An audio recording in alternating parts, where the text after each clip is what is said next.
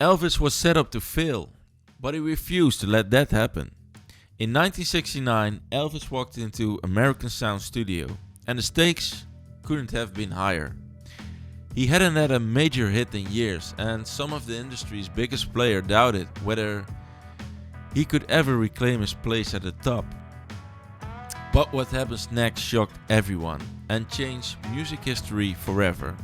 And stay tuned, because later in this video you'll hear exclusive interviews from the musicians who were actually there, sharing untold stories about these historic sessions. It's a cold January night in 1969.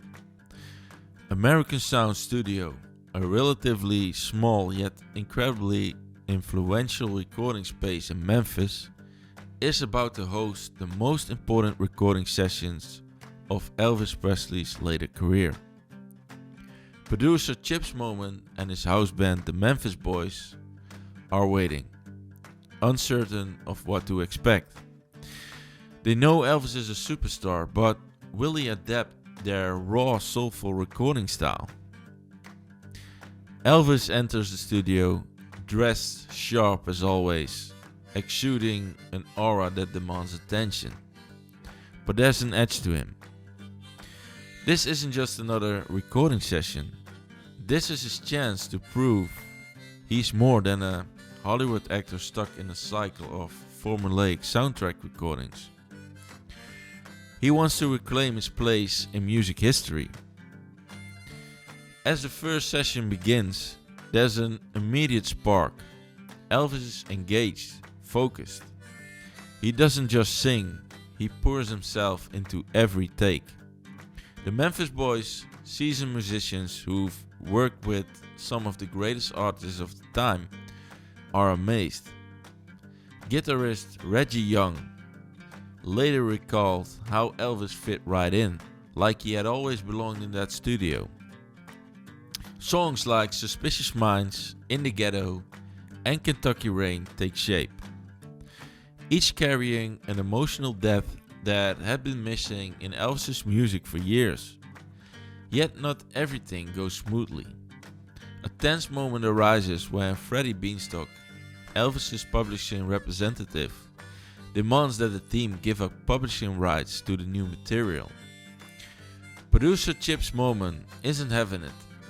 He stands his ground, threatening to shut the entire session down if they don't back off. To everyone's surprise, RCA executives side with Moman. Elvis, though quiet during the dispute, is visibly relieved. His vision for the music remains intact. One of the most memorable moments comes when Elvis records In the Ghetto. The song is unlike anything he has done before.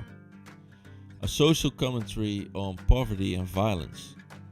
Some advisors warn him against it, but Elvis doesn't hesitate. He connects deeply with the story, delivering one of the most haunting performances of his career. The energy in the room is undeniable. Bobby Wood, the pianist, would later say, "Elvis didn't just sing a song, he became the song." And that's exactly what happened. This wasn't just another set of recordings. This was a rebirth. Meanwhile, an interesting behind-the-scenes dynamic unfolds. In a later interview, members of the Memphis Boys, including Bobby Wood and Gene Chrisman, recall their initial impressions of working with Elvis. At the time, he hadn't had a major hit in 7 years. And some of the musicians were unsure about its relevance. But once the session started, they quickly realized that Elvis was still every bit the performer he had always been. At one point, producer Chips Moman had to clear the studio of unnecessary visitors. "You can't work around a bunch of people just hanging out," Gene Chrisman remembered. Moman's focus on discipline ensured that the recordings proceed smoothly. Another challenge came when a representative from Hill and Range Publishing attempted to claim part of the rights to Suspicious Minds. Chips Moman refused outright, saying you're not getting half the publishing. RCA backed him up, and the song went on to become Elvis's first #1 hit in years. By the end of the sessions, it was clear Elvis had created something special. The combination of his renewed passion, the Memphis boys, raw talent, and Chips Moment's production, genius had resulted in some of the greatest recordings of his career. To truly capture what made these sessions so special, let's take a deeper look. First, here's a rare isolated vocal from Elvis singing Suspicious Minds. Listen to that raw emotion and vocal power. Won't let our love survive, or dry the tears from your eyes. Let's don't let a good thing die. When honey, you know I have never lied to you. And now let's go inside the studio with behind the scenes footage and photos, giving you a glimpse of what it was like during these legendary sessions.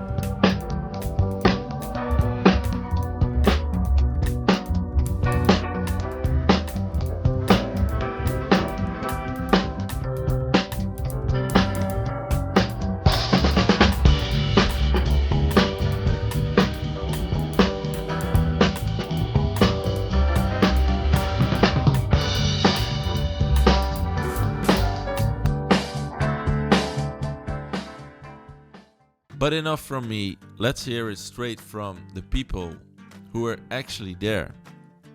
First, here's Bobby Wood and Gene Chrisman talking about the time with Elvis at American Sound Studio. Let's watch that interview now. 2019 marks the 50th anniversary of Elvis Presley's legendary recording sessions at Memphis' own American Sound Studio. And songs like In the Ghetto and Suspicious Minds and many others not only had the touch of the king of rock and roll, but American Sound's house band, also known as the Memphis Boys. And here with us this morning, two members of that iconic group, Mr. Bobby Wood and Mr. Gene Chrisman. Gentlemen, welcome. Glad to have you here in Memphis. Thank you. For me, when I look back on especially those just legendary years of this superb music that came out, I want to know, how did you guys come into the fold? Because this was like an all-star band and some of the best musicians around. How were you picked? Chips Moman was a guy that had worked for Stax. Okay. He was brilliant. Yeah, and he had recorded Carla Thomas and several other groups there, you know, and he had left there and bought a place, or rented a place over on Thomas and Chelsea. And so I worked at Phillips Studio at the time with Sam Phillips and different people there.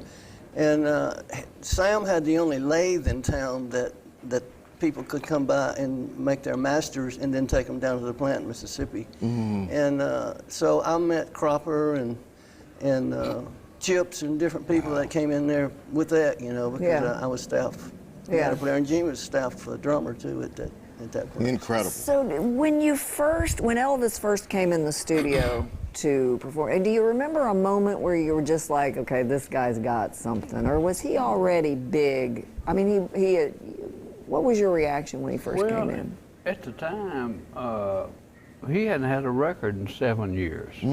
So you thought he was kind of not irrelevant, or? Well, We worked around the clock, so we didn't have any knowledge of that. You were just doing your thing. They're just trying to put food Just on glad the to be table. there. and tried to sleep in between cuts. Yeah, so you weren't like overly impressed or what until he came in? What was that moment like? Well, you know, it's just he brought a bunch of guys in, and Chips just went ahead and got them out of the studio because you can't work around a bunch of people that's hanging out. You're absolutely right. Yeah. If you do that, you never will get anything recorded, you Yeah. know. So we Chips got them out, and we went on to work, and it was fun. You know, we had a good time doing it, and Elvis was nice to us, and we tried to be nice to him. You know. Yeah. Just anybody that came in, it didn't make any difference who it was. Yeah, Right, you were just there to do We a job treated them and do all it. the same. Got you covered. So, Bobby, once you got going, and again, once you guys really started recording some of this music, were there some of those songs there, even for you and Gene as well, that you said, wait a minute, I think we got something here? Or did you have any idea, or was there a gut feeling? Well, you know, their publishing people brought a bunch of acetates in. I mean, it was a stack like this, you know, and some of the publishing guys was dancing, and back in those days, we was calling it boogalooing or down, you know. It's like to nothing. I mean, it was nothing. And George Klein came over to me, and we was all sitting around with our heads in our hands because at this time we'd had 72 chart records in 4 different charts. Wow. And we were pretty familiar with hit songs. Yeah. I would say so, to say You the could least. identify them like So that. George said, Bobby Wood said, what do you think about these songs? And I said, personally, I think they're a bunch of crap, you know. Did you really? Yeah. And George, Gee, turned, true story? George turned around and said, Elvis, Bobby Wood said, I said, thank you, George. And I didn't know whether he was going to kick me out or what. Okay, so, but Suspicious Minds, was it one of those that was turned one of our out? songs. Wow. So yeah, how did that happen Well, then? Did they say, that well, was you... a big deal on that. Yeah, tell us. Mark James, you know, wrote the song. And recorded it. Huh? And recorded it. Oh, yeah, we had recorded it one Okay. time on Mark. But anyway, they brought this guy in from Hill and Range, and they was wanting to have publishing. That's when it all started. Chip said, they got into it, and Chip said, I'll tell you what, you're not getting half publishing. And he said, what you can do, he said, you can just go ahead and take Elvis, and y'all can go ahead and get out, because you're not getting half publishing. He'd run him off, and we cut the song. Really? I did had not- no idea he it stood up happened like for that. it. Really? Yeah. Yes, sir. Chip Yeah. stood up. He said, you're not getting publishing. Wow. Then they didn't get publishing. We cut the song. It- And well, it was the first record he'd had, and Hey, big record he had in Yes. over 7 years. Wow, That was his wow. last Wow. biggest record. Good for Chips. Yeah. Well, I mean, you know, we were like a production group, you Yeah. know, by this time, and it was like, why would we want to Right. just cut a bunch of nothing songs right. again? Right. Because You didn't need it. no, Basically. no, and we weren't going to do that, you know. And one of Felton Jarvis asked me. He said, "I appreciate if you wouldn't speak up and say anything derogatory here about the songs or anything." And I said, "Well, don't ask me. You know, somebody ask talk me, to me. okay? Don't ask me. I'm going to Wow. tell you what I think." Always. Well, Bobby, Well, we're that's the only glad way you you can did. get a hit That's record it. cut sometimes. You know, That's- you can't put out a bunch of junk, and I understand Elvis didn't care for some of the stuff he'd recorded and some of the movies he did, you know. Yeah. Yeah. They didn't have any hit Yeah. songs any longer in their publishing company. Sure. So, but we had Kentucky Rain, we had Don't Cry Daddy, we had Suspicious Minds in the Ghetto. In the Ghetto. Mike Great Davis song. played in the Ghetto in person. You know, he came That in and is played for amazing. Elvis. Gentlemen, hear we the appreciate stories everything that yourself. you have done, and we appreciate you being here this morning. Thank you for very coming much. back to Memphis. Thank you. Good to see you both. Thank you, Bobby. You Thank too. you. That was fascinating, but we're not done yet. Bobby Emmons also worked with Elvis in these legendary sessions, and he had some amazing things to say about the experience. Let's watch that interview now. My name's Bobby Emmons. I worked with Elvis several times over the early 70s, well, actually late 60s and early 70s.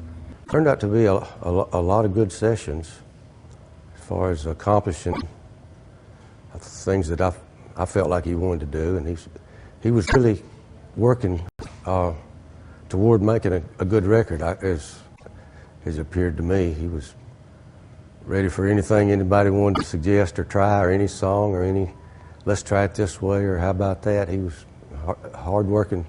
We did Suspicious Minds, In the Ghetto, Kentucky Rain. What turned out to be a record, Rubbernecking, came out several years later. Don't Cry Daddy, I think. A lot of good blues songs and album cuts that had a lot of fun playing later on in concerts and things. Every time I was glad that I'd been there. He was a really larger than life person. I just want to say that the first time I saw him was way before any sessions. It was on the sidewalk out somewhere in East Memphis. That he was renting a movie theater late at night to show him some and some guests that he had brought with him. Show him, I guess, a feature film of the day. And he got out of I think a white Cadillac on the sidewalk, and I was probably as far as from here to you to him. I'd never seen that perfect, groomed person in my life. It was like he wasn't real. He was just so, his clothes, his appearance in every way he was king. That's all I know about it. Now we want to hear from you. What do you think Elvis was feeling during these sessions? Let us know in the comments below. And if you love these deep dives into Elvis's legacy, don't forget to like this video and subscribe for more hidden stories of the King. To make this even more fun, we've got a question for you. If you could have been in the studio for one of these legendary recordings, which song would you have wanted to witness live? Drop your answer in the comments.